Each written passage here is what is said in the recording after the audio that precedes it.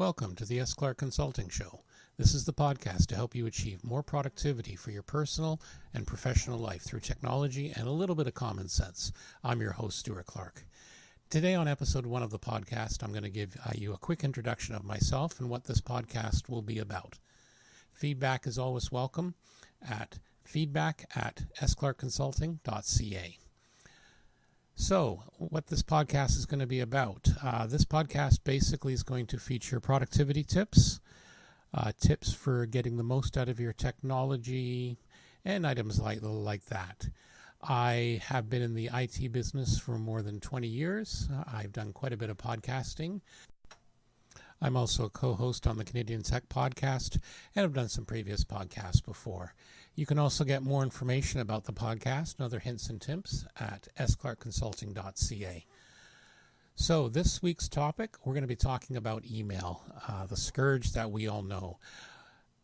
In many ways, email is a great tool, but can also be a pretty distracting tool. So we're going to give 7 productivity tips today. And I originally wrote a blog entry in 2015 about how to be more productive. Several years have passed, but these tips are just as relevant today as they were then. Despite the fact that many people still continue to predict its death, the email is going to be around for a while. Managing our email instead of it managing us is an important step to help you become more productive. There are many different ways to be more productive. These are some of the best ways I've seen and used.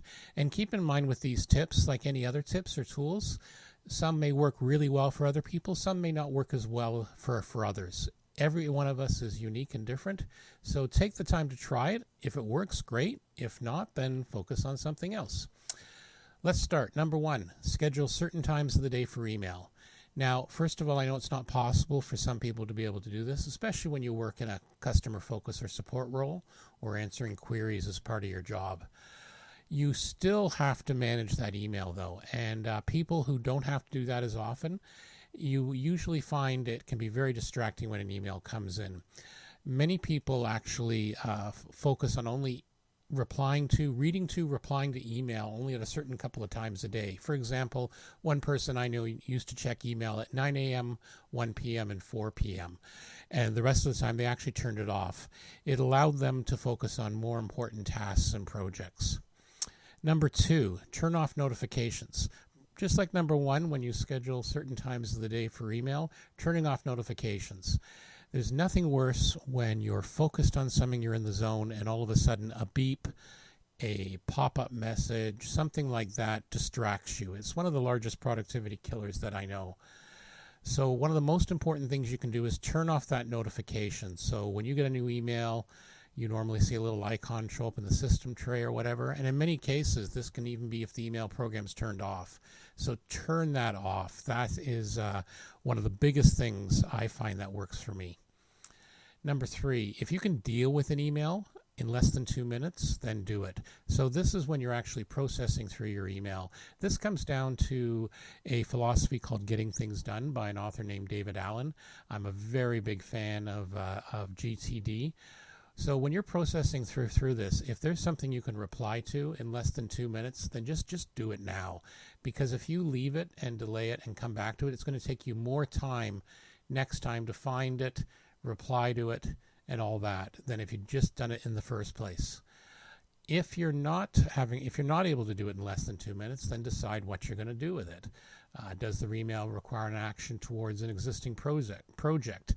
Does the email's content needs to be put in a task list? Can it simply just be deleted?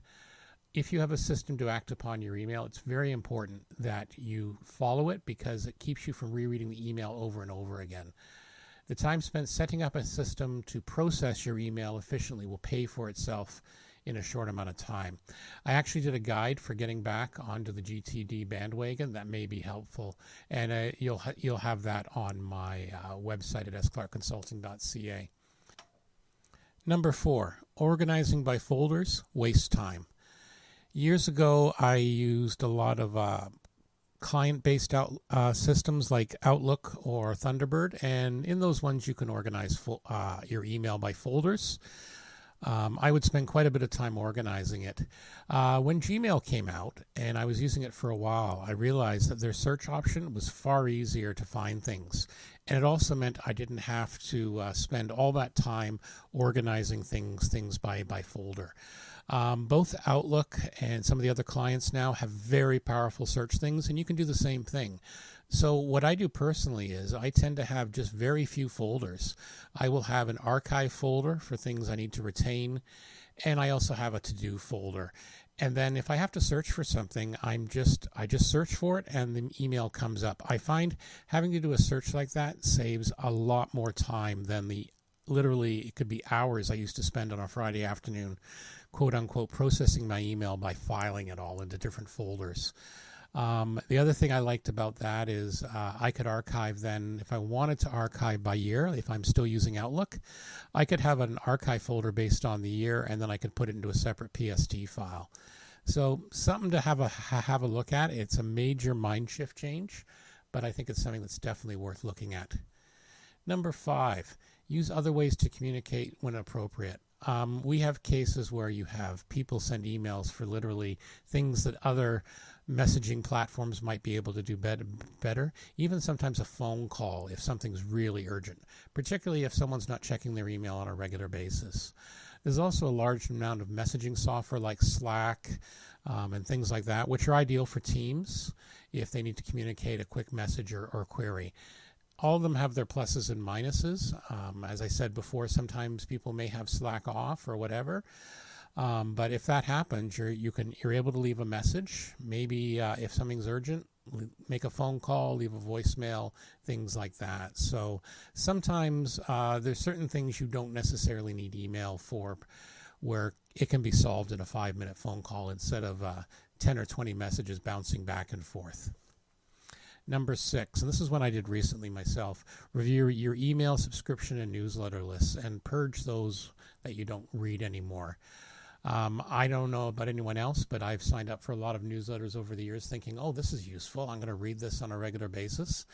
And then I watch as after maybe 1 or 2, I realize that maybe it's not for me, or I'm just so busy that I just don't get to it. So they just end up being piled up on read.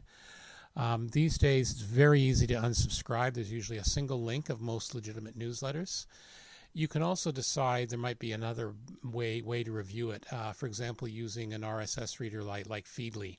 That's what I've done with a lot of my newsletters. I've put them into Feedly, so then when I have some time, I can go through them, and if they pile up there, it's not as important than in piling up in my email. Number 7, most important, I think, from a business and productivity standpoint and a professional standpoint, try and respond in a reasonable amount of time. If you're going to be delayed in giving the sender an answer for a long period of time, then it's worth sending a quick message back saying, hey, I've got your email, I've read it. It's going to take me some time to respond to it. And that way, the person isn't going to send you follow-up emails, which is going to clutter up your inbox, basically saying, where's my answer? It will also make you feel better because you're not going to have a huge amount of those messages in your inbox. So there we go. There's our 7 quick tips for email productivity. So number 1, schedule certain times of the day for email. Number 2, turn off notifications. Number 3, if you can deal with an email in less than 2 minutes, then do it.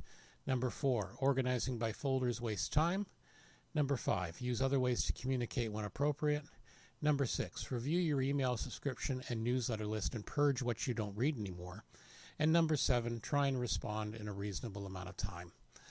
So that's it for episode 1 of the SClark Consulting podcast. I hope you got something out of it.